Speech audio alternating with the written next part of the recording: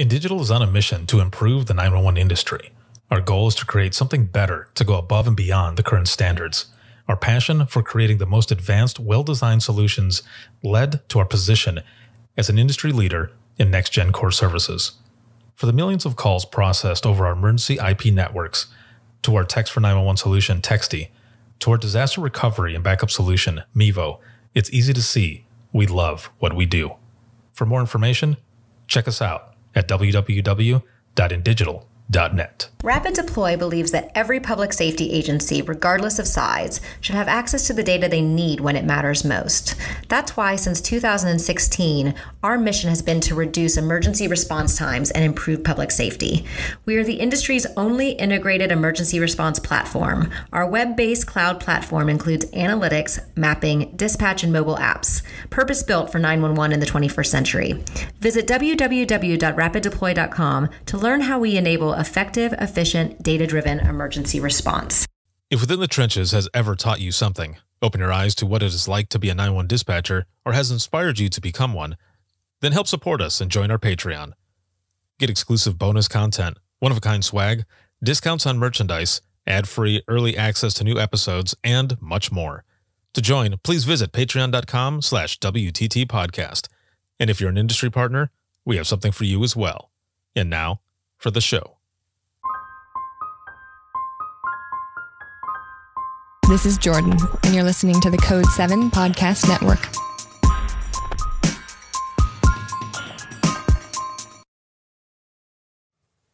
Warning. This episode contains the 3 A's of podcasting: adult content, adult language, and awesomeness. You've been warned.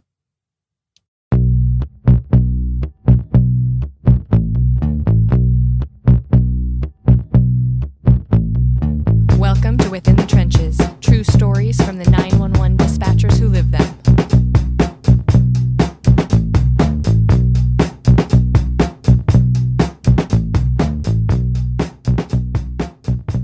Hey, what's going on? This is Ricardo with the Code 7 Podcast Network, and this is going to be Within the Trenches, true stories from the 911 dispatchers who live them. This episode is sponsored by InDigital as well as Rapid Deploy, and as always, there is a lot going on, and of course, thank you to all the patrons for everything. I appreciate it so much. There's a lot of stuff that's on the way that I'm working on. By the time this episode airs, there will be an added perk for patrons as well, and also for a community. You know, the community that I've been building during this time through the podcast, the network, and all the social media outlets, but also going to be bringing forth Discord, where we are going to have everyone in one spot. Hopefully it works this way. Everybody will be in one spot, or for the most part, where we will be able to have some focused conversations. There'll be different channels that people will be able to access. And for patrons, there will be a private channel for patrons for a bunch of bonus content that'll be in there, as well as the Monday morning perk, where at 9 in the morning, we'll end up going into a video channel on there, and patrons and I will be able to start our Mondays off together, just kind of talking, chatting, having a cup of coffee, whichever, for about 30 minutes or so, and then we move on. So this is just an added perk, and I'm saying this now in this episode is December 7th, but they don't even know this. I haven't even said anything yet. So this is the first time I'm even mentioning it, but this is another piece that's going to be added to what Within the Trenches media has to offer. So this has been really good, and as you can see, I'm very wolfed out because I've just been up here in this room just working like crazy. So after this, I'm sure I'll be able to get a shave and not look like this. But it's been good. Everything's been good. So thank you all so very much for the support, and for those who watch, listen, share. I appreciate it more than you know. My guest today this is a long time coming now. This is a couple of years coming, and we were actually slated to do an episode a couple of years ago in Vegas for the conference that was out there for APCO. Um, but with the schedule that I had going with in digital when I was still working with them, we didn't have a chance to get this episode out there, because my guest was a 2018 Within the Trenches continuing education scholarship recipient. And it was an excellent conference, but there's so much stuff that was going on we didn't get a chance. And now finally we're here and we're getting a chance to do this episode, so I'm very excited to have her on. And my guest today is Janelle, and she's an emergency services dispatcher out of Oak Creek Police Department, and that is out of Wisconsin. Hey, how's it going? Hey, it's going good. How are you? I am doing all right. Now, for those who are watching and listening, Janelle just got out of work a little bit ago, and we're doing this right now. So this is good. So do you usually work midnights? Is that your jam, or do you switch between both? Midnights is pretty much my only shift unless I pick up an overtime shift or more recently I've been doing some voluntary training, so I've been pulling some doubles here and there. So then I work the midnight shift, which is 11 p.m. to 7 a.m., and then I go until 3 p.m. Strictly voluntary. Sometimes it's just what we got to do to get in some trainings that we want to take. So, but usually, since about 3 to 4 months into my career as a dispatcher, I have been on the 11 p.m. to 7 a.m. shift at my agency. Oh man, Mm-hmm. 11 p.m. So I worked midnights the whole time. Um, Mm-hmm. so because you've been working that for so long, what do you think about days? Because I mean, so for me, and I say that because I worked days for like 3 months. I think it was the only stint that I had, and if I had overtime, I would work days as well too. But oh man, I could do it, of course, but the calls are different. It's not the same when you're working at night, because a lot of those night calls, some of those, that's when the real crazy stuff happens. I mean, there's some stuff that happens during the day as well, but during the day, it's mostly like admin type calls. And so, how is it for you? Is it the same? Um, yeah, it's pretty similar. When I work day shift, it's a lot of turning to my coworker and asking, okay, what do we do with this call? Or does this supervisor like his calls just put into his office? Or does he want me to page him? Does he want me to call him and give him a heads up? And a lot of to like, what are these officers' preferences? Some of them I've worked with before when they were on my shift, but many of them I have not, and many of them have been there far longer than I have. So I try to make sure that I don't, step on any toes, and I try to make sure that I keep everybody happy. The limited times that I work, uh, it's an option that I wouldn't mind day shift, and the calls are much different, but I do have some, loyalty and some, I'd have some hard feelings about moving. I like my officers that I interact with on my shift, and it's been my shift for so long that I've made a lot of connections and done a lot of things on it. So I like the pace, and it fits my lifestyle right now. Um, and honestly, like the only shift that I really avoid at this point is the 3 p.m. to 11 p.m. It just does not work with my schedule. With my home life or anything else that I'd like to do. And I worked it all through college. I worked at UPS, like loading semis, and Mhm. that was my shift, like 5 days a week. So a little over the whole like working while everybody else is either out having fun or dinner or whatever. Um, so yeah, I mean, I don't mind day shift. It is a different kind of animal, but I think I handle it pretty well when I go there. And I have dispatcher friends that are on day shift now, so it is quite enjoyable to kind of reunite with them every once in a while. Yeah, that is good because when you end up switching shifts, or when you're working an overtime shift, you have to figure out how they work, because like with your team, you know how everyone pretty much thinks. You know how those out in the road, what they might or might not do, and you can react to that. But then when you're on a different shift with different people, then yeah, you're left out kind of in the cold a little bit, trying to figure it out almost all over again. Well, just trying to figure out how they work certain things. And I I remember doing that as well. I would crack a few jokes or something, and people would just kind of look at me. I'm like, oh, that's right. I'm not with my crew who has a darker sense of humor sometimes than I do. Yeah, definitely. I think the darker the night, then the darker the humor sometimes. So Yeah. Yeah, for sure. And then, you got some people who wanna work with the lights on, which is funny to say for those who don't usually work in an environment like this. At night, we would shut all the lights off. There would be no lights on except for the glow mm, from the screens or our TVs overhead, if we had the news going or something. And then in the morning, somebody would flip on a light, and it's like like, what the heck? Turn the lights off, man. And, yeah, when no, it's when I do stay past my shift, honestly, there's the nightlight settings on Windows that you can turn it to a more yellow, more like friendly light. And oh, at 7 a.m. it lightens up, and I have to quick like go switch it because it is quite the transition between the daylight and you know realizing that I'm staying for another 4 to however many hours. So the and I agree as well with the 3 p to 11. That we did a shift where when we had an overlapping shift on the weekend, and every so often during the week there was a 1 p to 1 a, and that one was horrible because I mean, so on one hand, I like the fact that I got to work with some of the day crew and of course into the night. And once it hits 1 a.m., I'm like, deuces, I'm out. You guys still have, a few hours left because they would get out at 5 in the morning. But there was nothing that you could do during the day. It was hard to plan anything.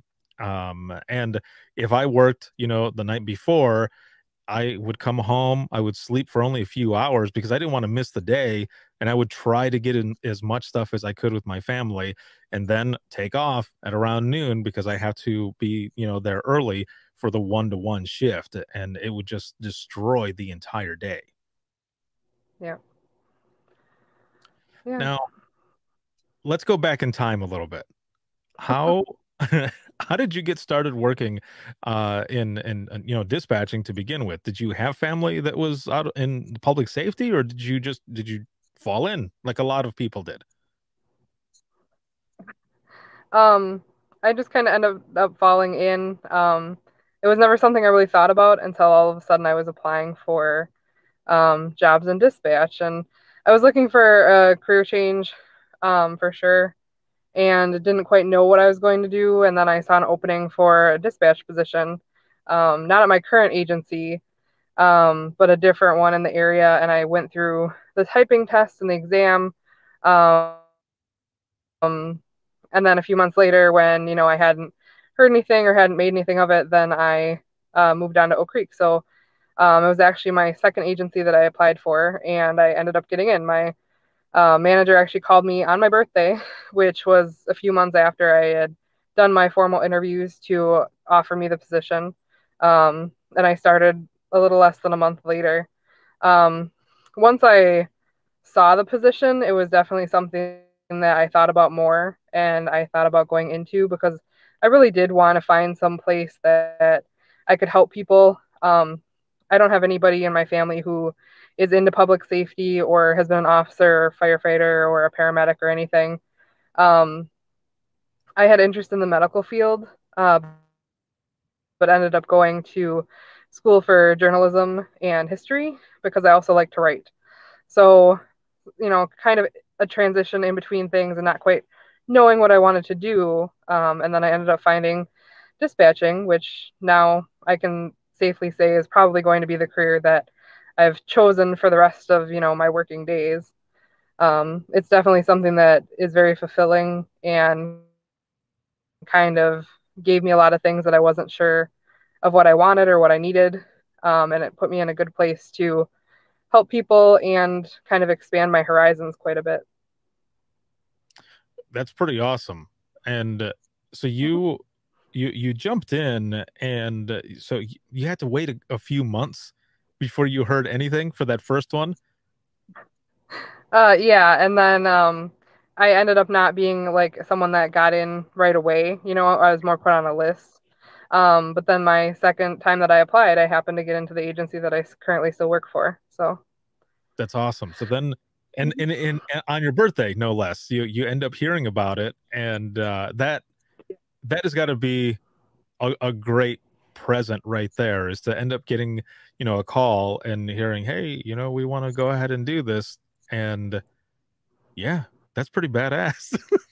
that's yeah, that is a yeah. that is a good present right there. But then you end up going in, later on. So during the time before you went in, was there a time where you went to do like a sit along or anything, or did they bring you in for that, or did they just bring you in and bam, your training starts?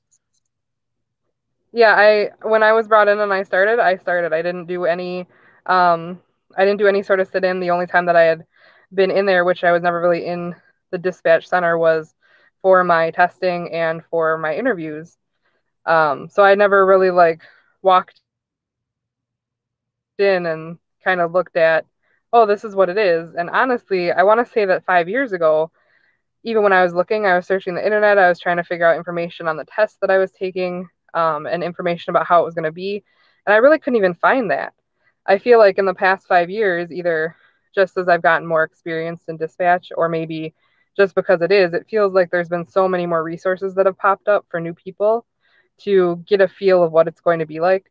My agency does do sit ins now, and I know a lot of other agencies do as well. Normally, in a non COVID time, we can even have people from the public, if they want to come sit in, or people that work for the city, we've had in. We have Girl Scout, Boy Scout troops that come in on occasion to see what we do and tour the police department. Um, so, it is something that the public gets to see now. And I think that was kind of good to just kind of be thrown in and kind of be like, oh, this is what you're doing. And on my first day, I remember sitting down with my manager to log into um, all my programs and get everything settled on the computer. And he actually ended up taking a 911 call. So it was like right away, kind of like, okay, sit down and, just stay kind of in your corner for now while we handle this. And it was a call that required CPR. So that was really interesting to see everybody kind of jump in and take it so seriously. And one person is dispatching fire units, and one person's dispatching police units, and another person is giving the caller pre-arrival instructions. So it was kind of a chaotic like introduction to, hey, log into the computer and guess what, oh, just kind of watch us do our thing. So that was kind of a thing that still sticks with me from my first day. I think that's probably the best way to go in sometimes, is when you go in that way and everything, kind of goes to, not so much goes to hell, but there's chaos that comes in, and Yeah. you get that moment to just be like, this is it. Like, this is what this is about. This is cool, because you have others as well who will go in, and not a lot of stuff happens right away. They'll go into their training, and it's a lot of geography learning, codes, all this other stuff, and they might get to listen to some calls during the training, but not like that. Not like you, when you first come in, Mm-hmm. and everything happens. Now, were you connected to the tether, to the umbilical cord? Did you get a chance to listen to it as well? I was not. The way that our training works is you are with a CTO, a communications training officer, and you're learning basic skills. We start out with listening to the radio, and we actually dispatch for two police departments, but we start on the busier, the Oak Creek Police Department section. We start on that, and then for however long it is, you're listening and you're typing, you're catting officers to calls, um, mostly just, and then you start answering them on the radio. And once you have all of that, and you can, know what they're saying all the time, and you can keep up with everything with your CAD screen and the radio, then you eventually move on to listening to non-emergency calls, which, as I think we all know as dispatchers and call takers is that any call can come on any line at any time. Mhm. But it's kind of a, like slight security blanket of, oh, okay, you're going to listen to non-emergency calls and start taking those first. And then it's actually, you're considered trained on police. So you actually can count for your own staffing without, being still a CTO trainee. Um, and then you're on your own for a couple months just to make sure that you have everything down and to keep developing your skills. And then after that, you go back as a trainee and you learn 911 calls and fire dispatching. Um, we're a smaller agency, so our minimum people is usually a 3-person minimum. Mhm. And that one person handles Oak Creek, one person handles St. Francis, which is the other police department we dispatch for, and then one person is usually primarily 911 calls and dispatching the fire department. Um, we don't have designated like you're a call taker today and you're a dispatcher today. Honestly, like when everything goes down, we do everything. There's been times when I'm jumping between all 3 of our radio channels, just trying to keep everything up, and it might be on the phone too, depending on what's going on and what my partners are doing and what kind of situation we have. So um yeah, our training is a little bit stepped, but it still gets you trained in all the places and make sure that you're fully comfortable and fully aware of what you're doing as you go through the steps. And we're really good too about, um, being there for each other and Mhm. helping each other out in everything that we do. Um, I know that there's plenty of times where if I take a 911 call and my partners know that it's a more serious call, like something that requires CPR instructions, which is one of the pre-arrival instructions that we give at our own agency, they usually jump in and they'll get the fire department and the police department going on the radio, and then I can focus on what the caller needs at that time. So we're all very tied into one. And I like that because it makes us a little bit more, I think, well rounded sometimes. And we have a better understanding of what's going on across the board versus just seeing like a fire dispatch section or just seeing police. It's kind of all entwined. I like that because that's basically the way our central dispatch was as well. The last center that I was at, in Allegan, we had a 3 minimum as well, and we had, multiple agencies that we were running with, and one side of the room was all call taking, but also like fire and EMS, radio channels and such.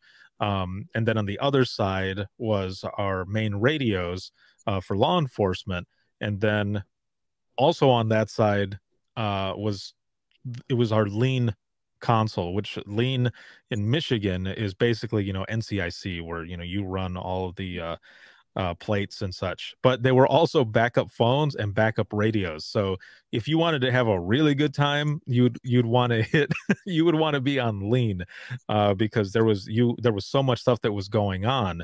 Um, but yeah, we did all 3 disciplines, and it was the same way that you run. We would have people on phones taking calls, and you also learn how to be aware and listen to the entire room, because while you're on a call, you're typing stuff in, but you also hear someone on the radio. You hear the officer who's en route to your call on the radio ask something, and sometimes we would just yell it out loud and type it in at the same time, but yell it out loud to get that answer faster so that they can simply key up and say, you know caller is saying this, or whichever. So it's having that room awareness. Now for you, jumping into it, um how was that radio traffic for you in the beginning? Because you're listening, this is new now, and some of the officers, they're kind of eating their mic sometimes. So what was that like for you, learning that and getting used to listening to that traffic?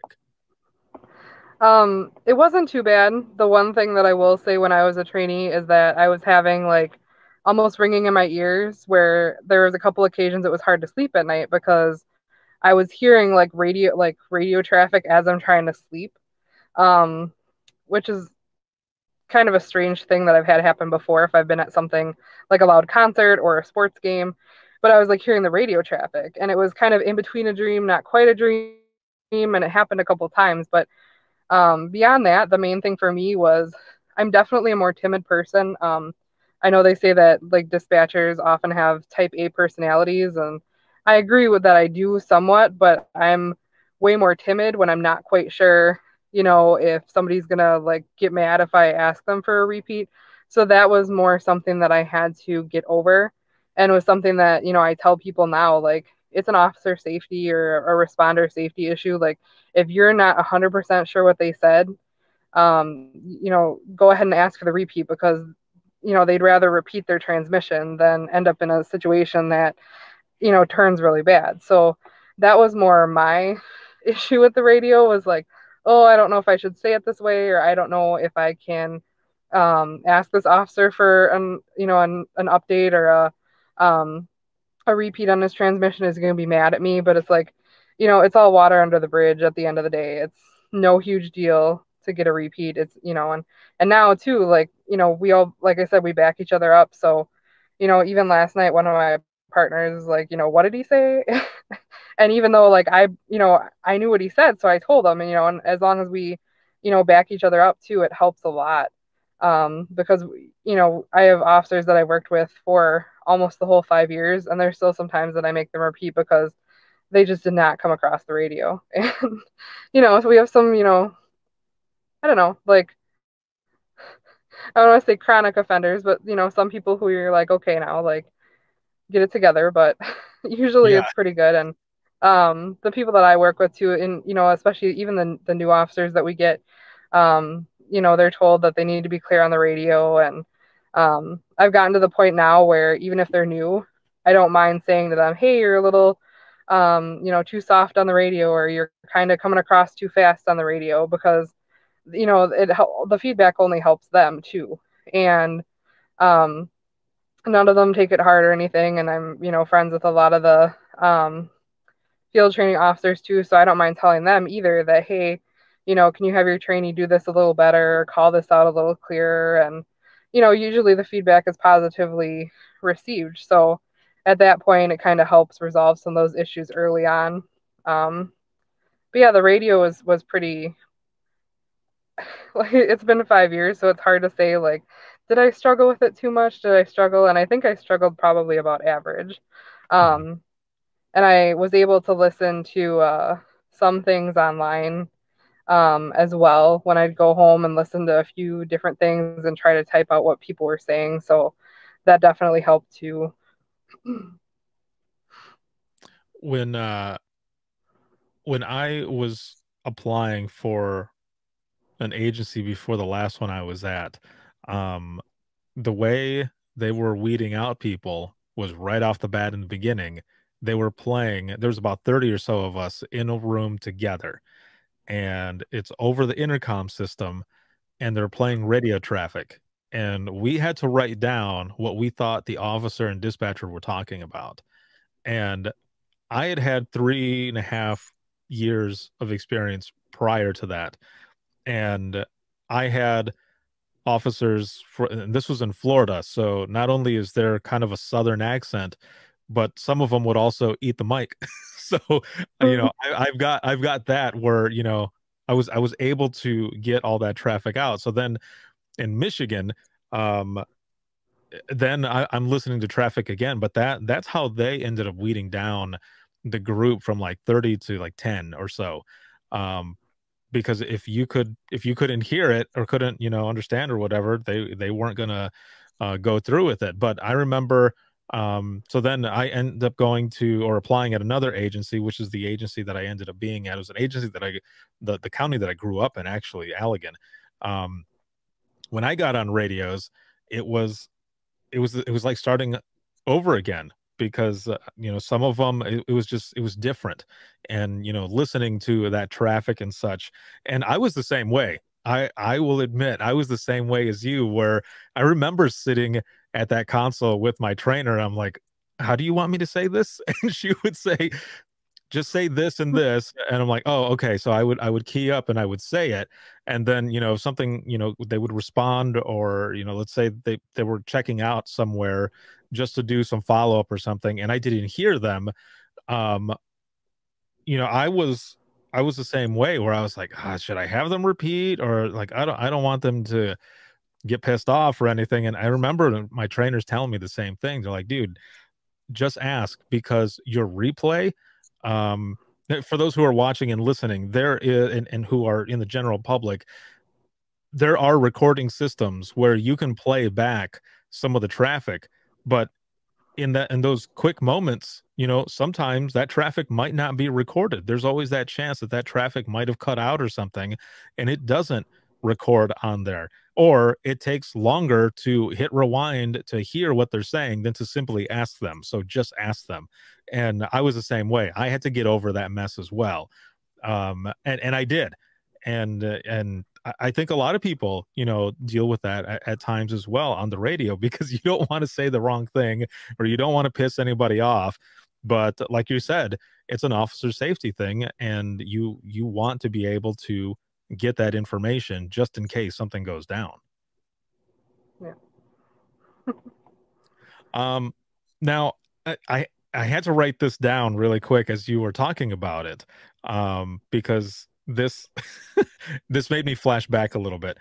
Your comment on taking non-emergency calls as a security, that it's like a security blanket. And it is, right? It right in the beginning, it does feel like some sort of security blanket, because you're like, okay, it's non-emergency calls that are coming in. It's going to be all right. I'm going to go ahead and take these calls and everything will be fine. However, I remember taking in training a couple calls that ended up being suicidal calls, and they were non-emergency. And our phone system was an older phone system, so we didn't even have caller ID on that system. And this is 2005. And so, I mean, caller ID had been out for years already, but for whatever reason, our old ass phone system didn't have it. So, we would get calls that would come in sometimes, and people would hang up, and we didn't have a way to get back to them. Luckily, a lot of those people had already, we either knew their voices, or we got enough information, and or they would just call right back. And so we were we were pretty lucky with that. But there is some crazy stuff that does happen on non-emergency lines. Yeah, definitely. And with us being a secondary PSAP too, we're kind of on our way to taking our own 911 calls, but other agencies that don't necessarily have our direct 911 line have to transfer on, our main line or our non-emergency line, and crisis lines and everything to do the same thing. And sometimes people just have the non-emergency number programmed, or it's just easier to Google that than, sometimes depending on the situation, or they just do that instead. And then we end up with a whole big mess. And the security blanket thing, like what helped me get over that is somebody, one of my trainers telling me, like, you could take any of these calls on the non-emergency line, because I had times where I was so nervous to train on 911 that I, like, physically, like, my hands would shake. And it was something that was very difficult for me to get over. But then the more that I just kept telling myself, take a breath, this, could be no different than a non-emergency. And there's tons of people that call in non-emergencies on the 911 line. And once I kind of learned that, your odds are much greater of taking, a call that you've already handled a bunch of times in some cases than they are of taking, that worst call ever. That helped me definitely get over that fear. It's yeah, it's going through that in the beginning, and then, you know, moving to that next step. We're like, all right, we're gonna take 911 calls. Oh, I'm getting goosebumps right now just thinking about it, because I remember sitting there and my trainer saying, "All right, man, it's your turn," which is funny, because when I first started out, very first started out in Frostproof, Florida, this little city police department, my first shift, I go in for midnight shift, and I think it was a 10 to 6 shift, 10 p to 6 a, and I watched my trainer take a 911 call, and then he says, "Okay, you're next."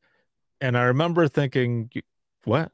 Like, are you for real?" And he was, he was for real. And he says, the only way you're going to learn how to do this is by doing it.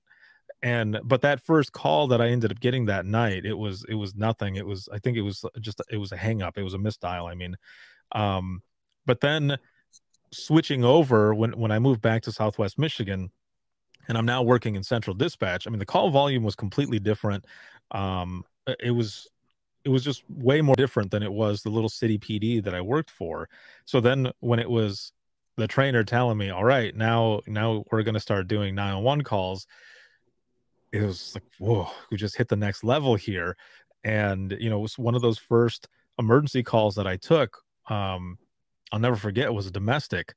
And I don't remember everything that happened in that call, but what sticks out to me was the fact that I could not, like, there was so much screaming and everything going on, and I'm trying to get the handle of this call, and my trainer's listening, and I'm struggling to type in CAD, um, because it was an old system. So, for those who are listening, CAD is computer aided dispatch, and this is what we type in all the information for the officers to end up getting it to their laptops and everything, and for everybody else to know what's going on.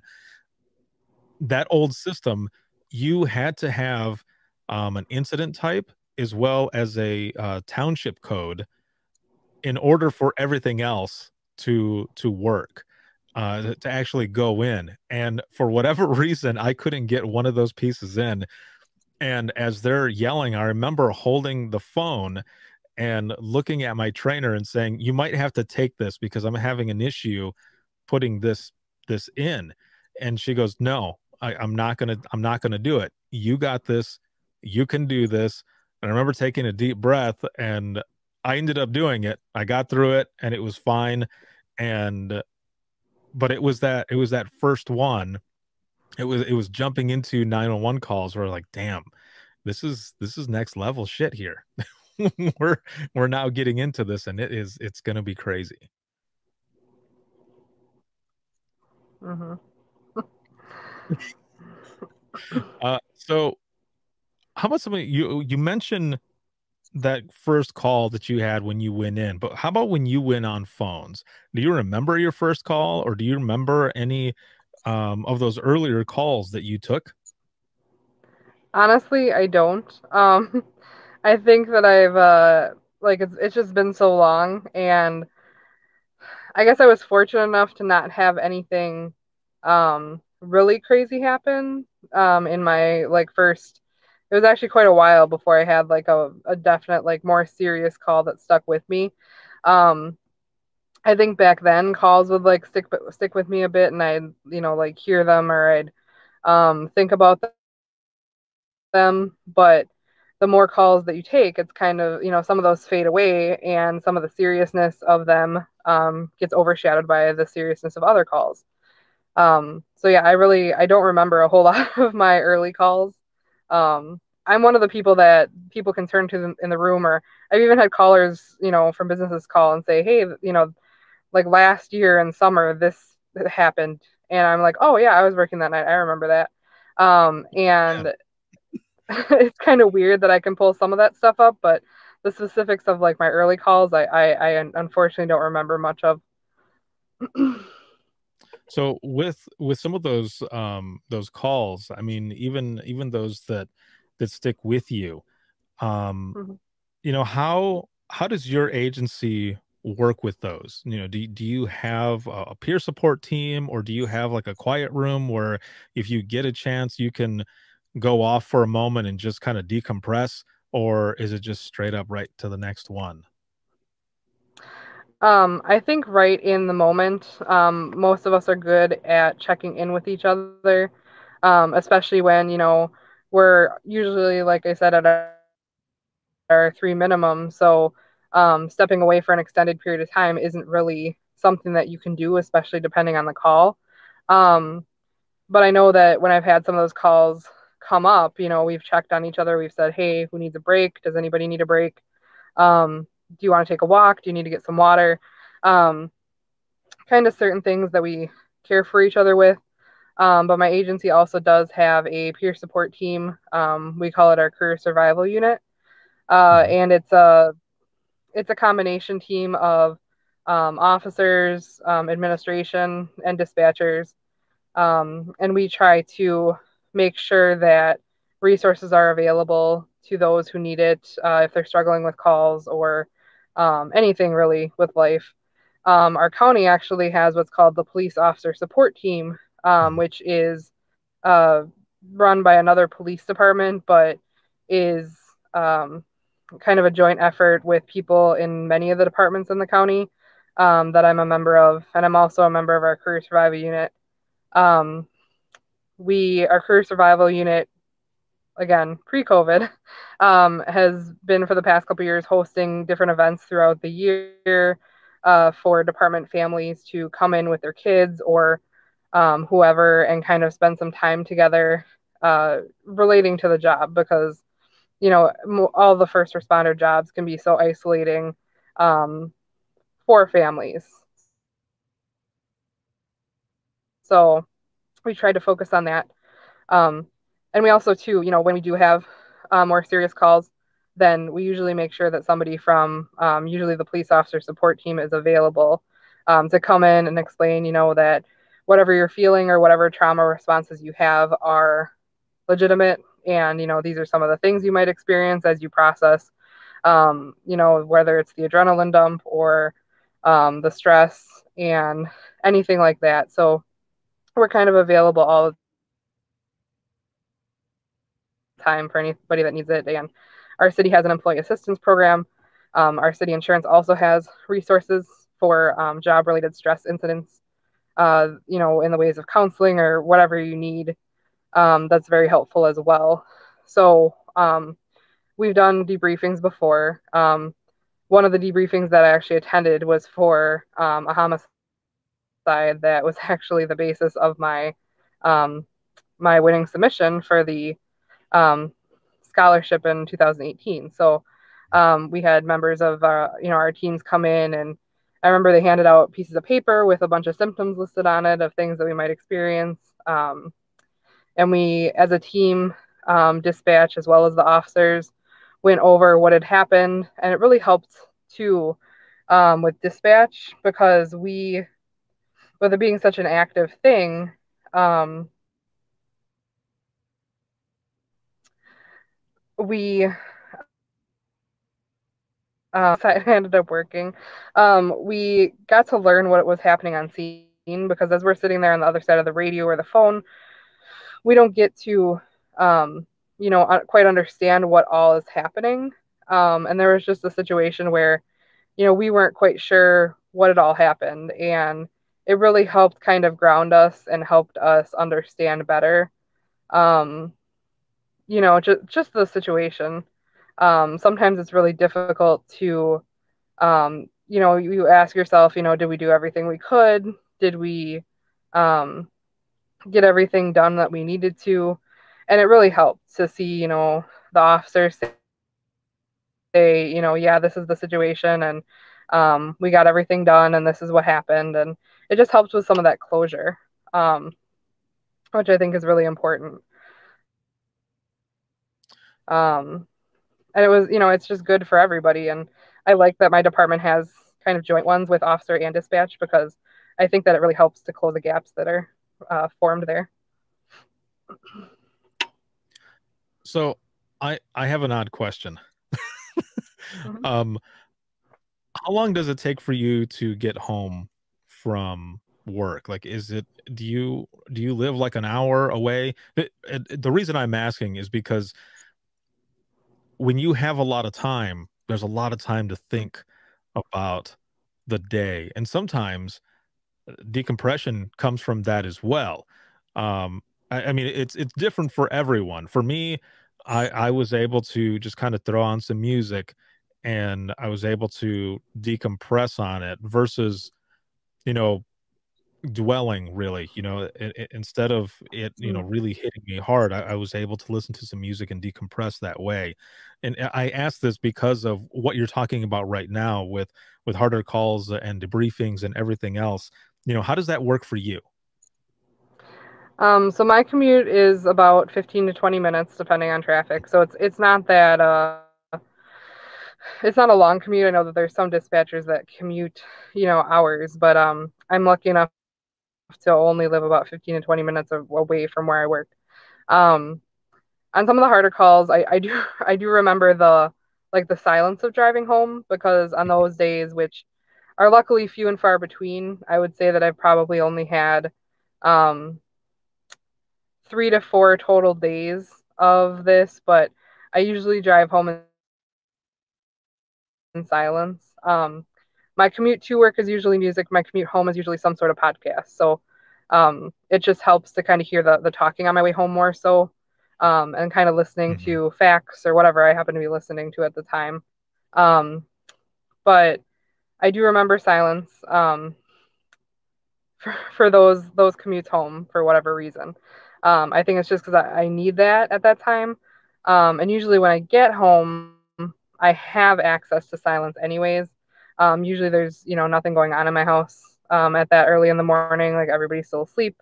I'm kind of able to do whatever I want. So whether it's go right to sleep or watch Netflix or make food or whatever I need to do, that's also some of my decompression time. And then, um, I live with my parents. So if there is a more serious call, I know that I can um, text my mom. Honestly, she stays up until about 7 a.m. She's retired. Um, she kind of keeps the same schedule that I do, just likes being up at night. So I know I can text her and say, hey, like, can you be up when I'm home? Which think I've done only once.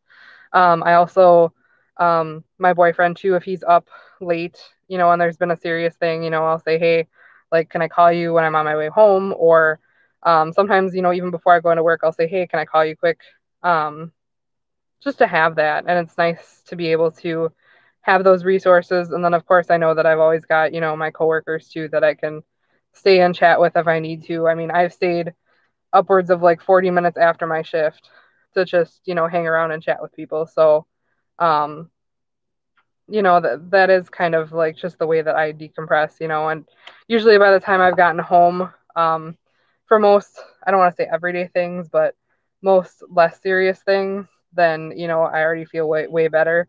And for the things that do linger, I know that I've got, tons of resources where I need it, or, in family and friends, or um, whatever I need at that time. So It's it's always good to have that support system. Um, I remember coming home and sometimes I lived um about 45 or so minutes away from where I worked, and I lived in a different county as well.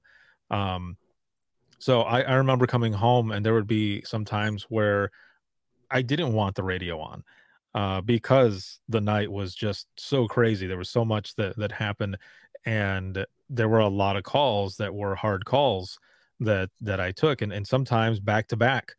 And so I needed that silence. I just I didn't want to hear anything. I just wanted to be with my thoughts.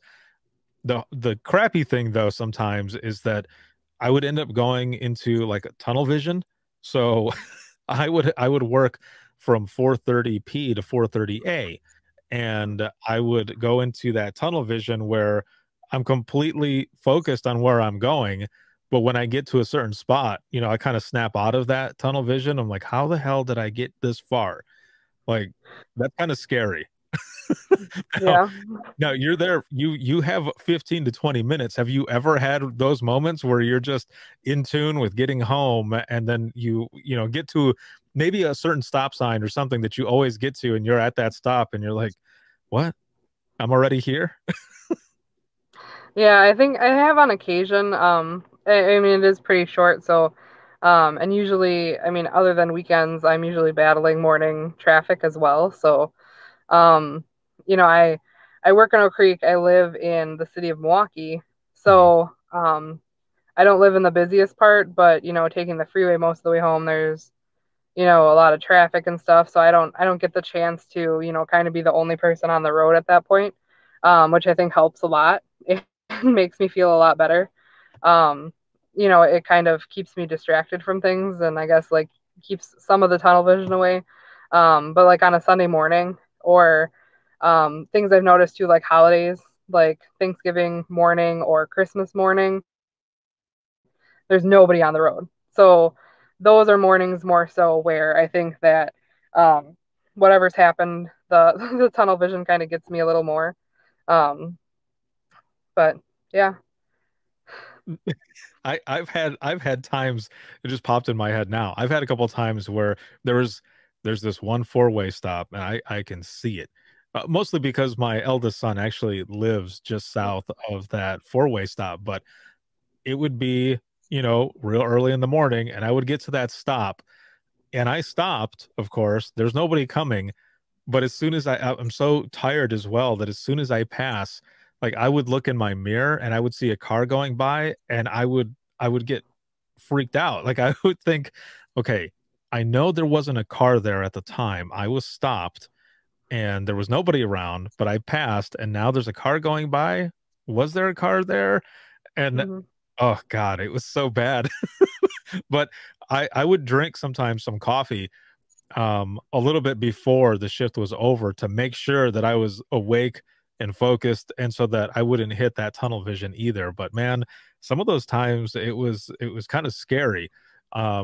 Because I don't know, it was maybe just me in my head thinking more about it than anything else. But um I want to go back really quick to like kind of the debriefings and such. Now, you said that you're involved with all of this as well. Was there anything that I guess what was that inspiration? Like what made you want to jump into these teams and to be able to help your crew a lot more in that sense?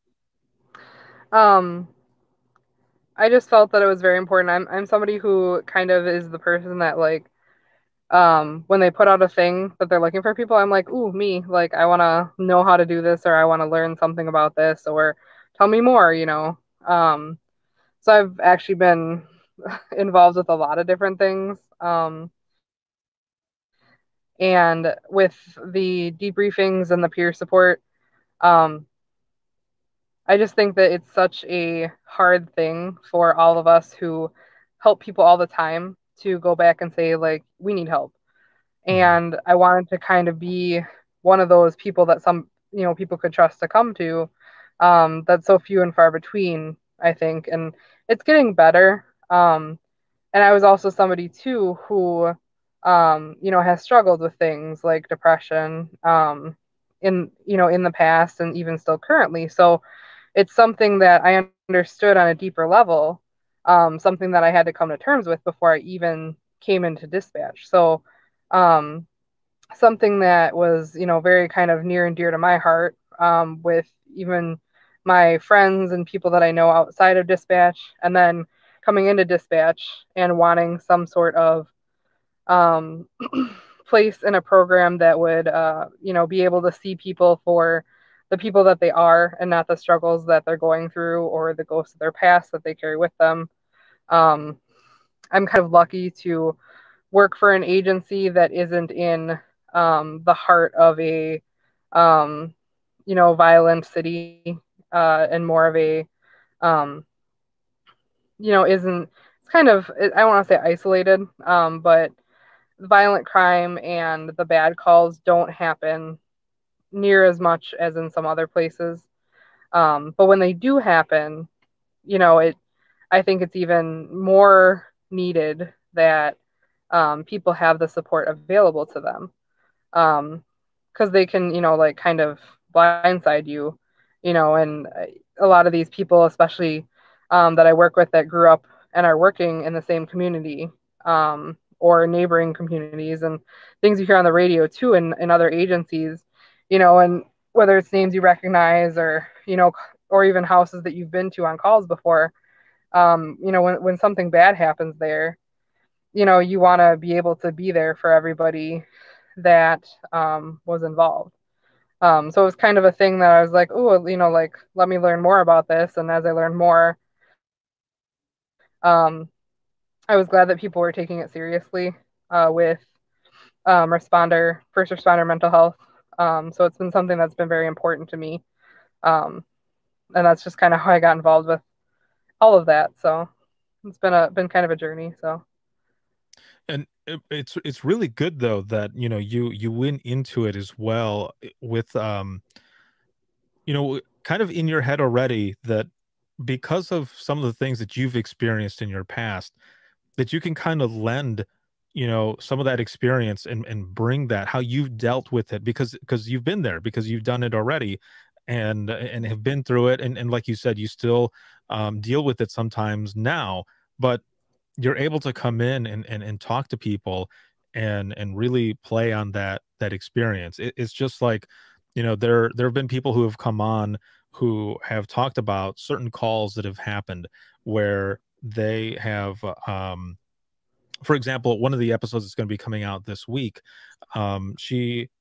she ended up listening to a call early on in training that had to do with a suicidal subject, a completed suicidal or suicide rather, and the way it happened was very similar to something that happened to her own brother, and she felt like because she has dealt with that before, she would be able to, might be able to handle a caller calling in with a similar case than someone who hasn't had that experience before.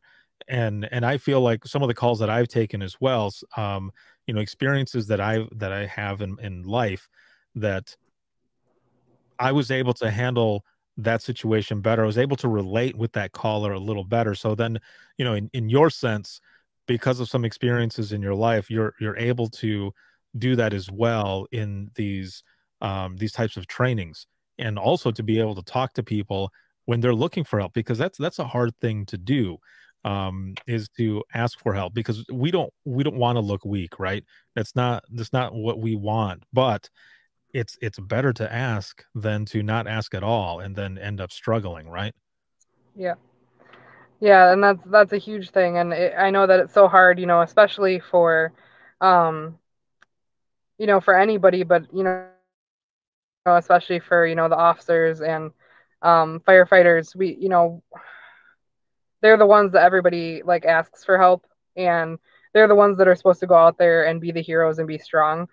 And it's been such a stigma in the community, and it's never really talked about that all the things that they see. um and one of the articles that hit me early on when I was starting out in peer support was that um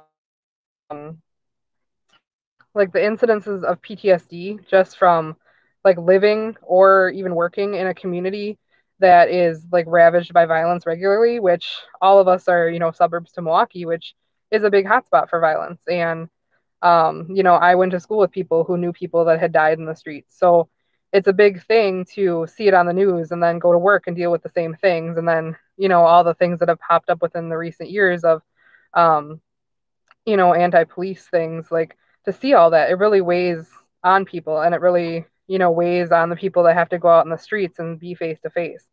Um, in some ways, I feel being behind the headset kind of protects me in that I don't have to go and, deal with those things face to face, and I can kind of like hide behind, a calmer voice on the radio or on the phone, Hmm. but so I kind of know how, I'm sure once they get back in their squads, or back to the fire station, they are finally able to deal with some of those demons, but it's also, some of their downfall. So I think, it's just really important to try to, keep furthering mental health for first responders. um so it's been a big thing and something that's been very important to me. um it's just something that I was kind of able to grab onto and see futures in, even so. It's definitely needed. It's a hot topic, and I think it's always going to be kind of a hot topic because of everything that goes on. There are some centers out there that don't have a peer support team, or they don't have, their dispatchers come in for debriefings. Um, but it is changing. It is definitely changing, but I think this will always be a big topic when we're, talking about, 911 dispatchers and call takers and what they go through on a daily basis. Now, I want to go back in time again really quick, as we're getting towards the end of this episode, and I want to visit your experience at APCO. Now, you submitted this amazing essay, and you were chosen to be a recipient for 2018 for the Within the Trenches Continuing Education Scholarship. And so you went to Vegas, you went to APCO, and I was looking over your article again. I actually have it up here right now. And this was the first conference that you had ever been to, right? It was, yes. It was the first conference that I had been to, whether it was on like, state or local or national level. At the time, I was only about 3 years in, so I've got, an additional 2 years on me now. But um, honestly, like the experience in Vegas was a big turning point for me. It was a big, about 3 to 4 years in, it seems like in every job I've had, which I haven't had a lot, but I started work at 14. So, like the 3 to 4 year mark, it starts, with like the burnout and nothing's new anymore, or where do I go from here now? And what are the opportunities out there for me with this? Um, and going to APCO 2018 in Vegas kind of really pushed me out of my comfort zone because it was my first flight alone. It was the first flight that I had been on since high school. And it was, I'm in Vegas by myself, just, where do I go now? And what do I need to do now? And all of this planning. Um, but yeah, it was, and I say it's a turning point because it helped me see all the different things that I could do with dispatch. Like, I don't necessarily need to do what I'm doing now for the whole time. There's companies and there's all these people that, do the same thing I do and are sharing their stories and are trying to better each other and further technologies and make us more efficient. Um, so that was kind of a big thing that I saw a lot more potential with the career than I maybe had. Um, I mean, when I was out there, like I did a job interview just for fun. I attended a bunch of sessions and learned a lot more about, um, you like peer support and, um, other agencies, what they've experienced and what they've learned with big incidents. So that was all really very interesting. And I brought a lot of my stuff that I learned back and applied it to what I do.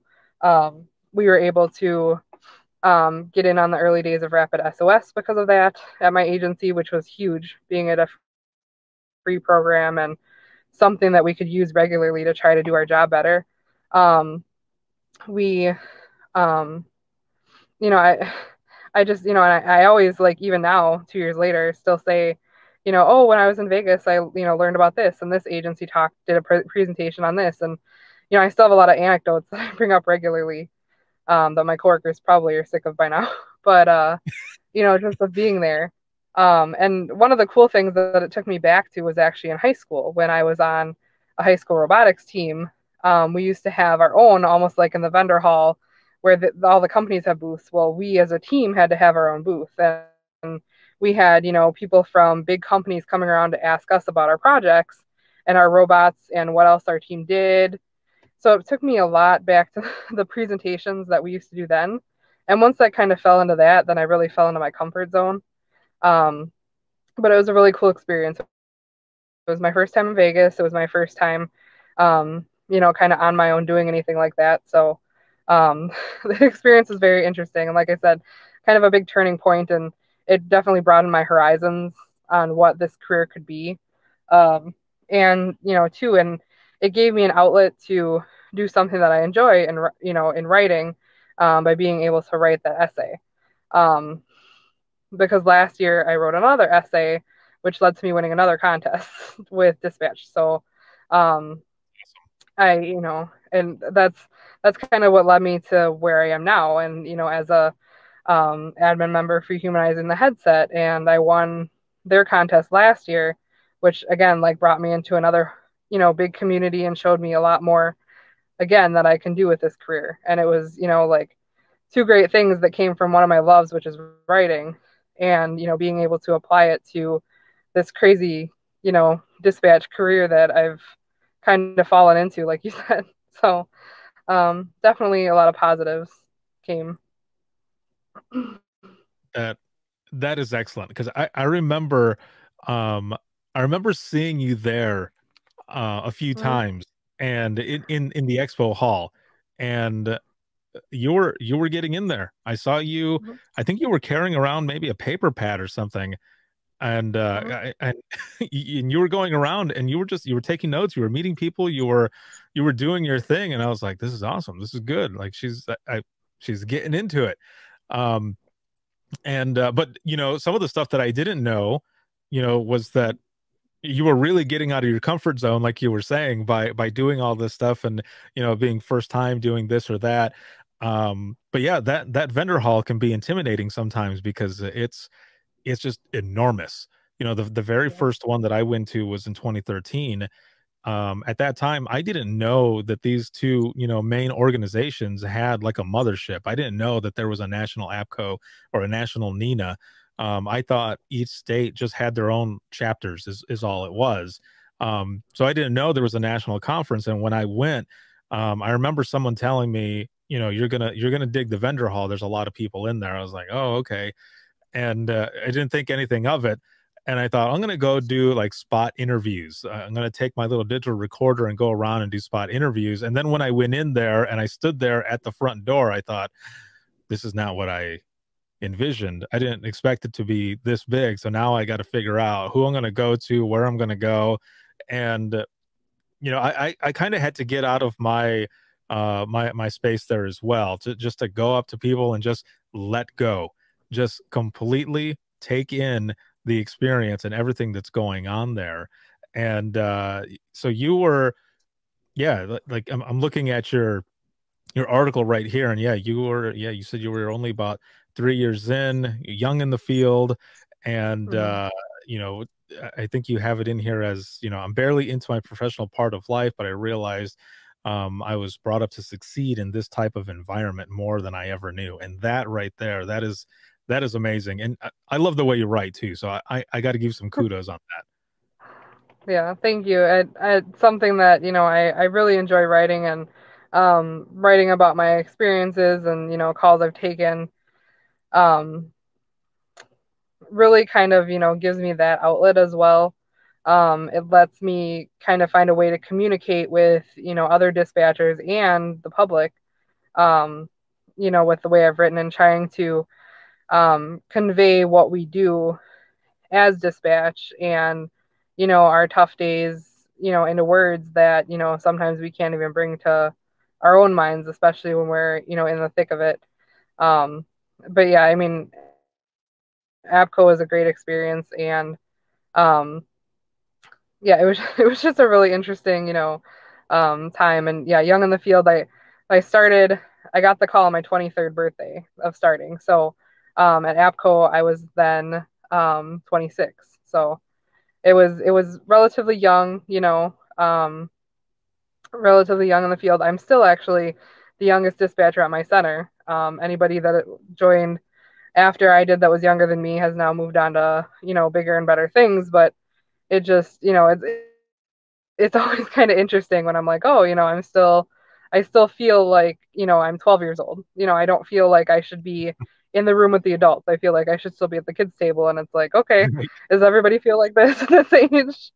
Um, so it's definitely been something that I've learned, as my first career and as my first kind of big step into the big world and kind of making goals and, seeing cool things that I could do with dispatch and kind of keeping them in the back of my brain, like, ooh, this would be awesome. Like when I learned that there, you can dispatch in Antarctica, like that was one big thing that I kind of am keeping on my bucket list of like, I'm gonna do that like someday, like, hopefully I'm gonna go do that because it just seems awesome. So I have a lot of big things that I would love to do. So I'm hoping that I can make them a reality at some point. So That is excellent. I see a lot of good things coming your way. You have the passion for it. I can hear it. I see it. And I mean, just the way you put everything into words is excellent as well. As we go into the wrap up of this episode, I kind of want to focus on the the debriefing part, Mhm. especially because of how you're involved and all. So, for those who are watching and listening, in in your words, how important is it to have dispatch in those debriefings? I mean, I think it's extremely important, and it's unfortunate that it doesn't get done at every agency. It's unfortunate that, sometimes it's overlooked and sometimes it's not always seen as, needed for every call. And I kind of hope that others start finding their voice of like, hey, you know, admin, I need this. This call affected me, and it's affecting me, so we should do it. Like I said, with ours, it was, just the situation that had happened with a particular homicide. There was a lot of like gaps in kind of like what had all happened and how everything went down. So we were confused, and trying to kind of make sure that nothing was missed and make sure that we were understanding how it was being formed in our brains, um, and what we were seeing. So the next day, having that opportunity for, the people on scene to come together with the people that only rely on what they're being told on the phone, a lot of times those are two completely different things. So to be able to kind of come together and form the actual real picture instead of the ones that we're relying on was a huge thing. And to be told that, somebody on scene was feeling the same things you were sitting behind your console. Again, a huge thing. And, to be able to talk to the people and check in with them as well. Um, I know that um, the officers in dispatch on my shift, they really meld together very well. So to be able to check in on them too was, a huge thing to make sure that they're okay. And they do the same for us too. And I've experienced it in other calls too. I had an infant death call, and that's one of the calls that stuck with me. Even still now, a bunch of different situations in that call and kind of parameters in my life around the time too, and kids calls are hard to begin with, and I don't want kids. I don't have kids. I don't plan to have kids. So it kind of Mhm. shocked me the way that, kids calls especially come in, and can affect you. And with that one, I remember talking to the two officers that were first on scene and checking in with them, and they checked in with me, and we talked about it, and kind of had our own debriefing amongst ourselves. And that was huge for me as well because, all the picture in your head is always worse than what probably happened, and when my officers call on scene, like, and I'm on the phone with the caller, I'm forming, the vision of my mind that, they're parking, they're going up to the house, I'm even forming pictures so much as to say what the house looks like, even though I don't truly know most of the time. Um, and then, I'm kind of envisioning them walking in the house, and, I'm disconnecting with the caller, and whatever happens then, like, I have no knowledge of. So I like the fact that I see my officers on a regular basis and I get the chance to ask them questions, whether it's, the most serious call of our careers or whether, it's just some goofy call that, sounds strange from my end, sounds even stranger when I dispatch them to it on the radio, and then we can kind of come together, either before the end of the shift or maybe before the end of the week and say, hey, what was up with this call? And then, those gaps get filled in because I know that a lot of dispatchers end up with the um, kind of the lost images of what actually happened, and they don't get that closure. So for me, it's the closure. That's what makes debriefings the biggest thing, and why dispatch needs to be included whenever possible is the closure. Um, you know, Not having that closure is the biggest thing that can eat away at somebody. So um, it's definitely hugely important to have dispatch there.